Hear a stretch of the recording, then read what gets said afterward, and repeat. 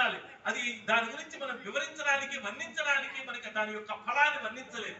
కాబట్టి ఒక పతివ్రత ఒక అమ్మ పెట్టినటువంటి అమ్మ అనగానే అమ్మ అంటే అమ్మే, దానికి తిరగలేదు. అబ్బా శాంభవి అంటే అంతే, జానందగిరి మహాభయకరి అంటే అంతే, ఆవిడ అమ్మవారు అంతే. అలాంటి లక్ష్మీదేవి దగ్గరికి పలుమార్లు వెళ్ళాడు ఈశ్వరుడు. ఆవిడెవరో కాదు, సాక్షాత్తు సోదరే. భగినీ హస్త భోజనం అని మనకి చెబుతూ ఉంటారు. ఆడపిల్ల దగ్గరికి వెళ్ళి అన్నం తినమని. ఆడపిల్లకి ఎంత విలువనిచ్చారో చూడండి. పెడితే ఆవిడ ఎప్పుడు లేదు. విష్ణువు చెప్పాడు, ఎప్పుడు కాదు నానోలేదు నాడు. ఈయన కూరుకోడు. విష్ణువు ఎవరినైనా తన యొక్క మాయ చేత మోహింప చేయడం అనేటువంటి లక్షణం కలిగినటువంటి వాడు. ఎన్నిసార్లు చెప్పినా ఎన్నిసార్లు వచ్చినా వైకుంఠంలో అమ్మవారు లేదు. చివరికి ఇక్కడ కాదు, నువ్వు భూమి మీదకి రావాల్సిందే అన్నాడు శంకరుడు. శంకరుడు సంకల్పం చేస్తే అమ్మవారు భూమి మీదకి వచ్చింది. చంచలంగా తిరుగుతున్నది.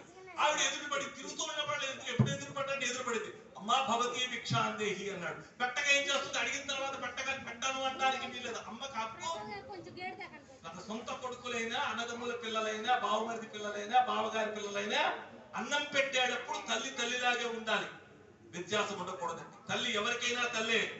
అన్నం పెడుతున్నాం, బావగారి కొడుకు ఒకలాగా తన కొడుకు ఒకలాగా అన్నము పొరపాటును కూడా మనం అలా పెట్టడానికి వీలు, దాచుకోవడానికి కూడా వీల్లేదు. అదే చెప్తాడు జనక చక్రవర్తి. అనేక మంది వస్తున్నారు కళ్యాణానికి, సీతారాముల కళ్యాణానికి. పంక్తిలో ఎట్టి పరిస్థితుల్లో భోజనం అందరికీ ఒకే రకమైనటువంటి పంక్తి భోజనం పెట్టాలి తప్ప ఒకళ్ళు భవంతులు ఎవరి భవంతులు వాడు పుల్లించేవాడు పుల్లికు నేల మీద పడుతున్నవాడు నేల మీద పడుకుంటాడు. ఆ హంసతులికా తల్పాల మీద పడుతున్నవాడు హంసతులికా తల్పాల మీద పడుకుంటాడు.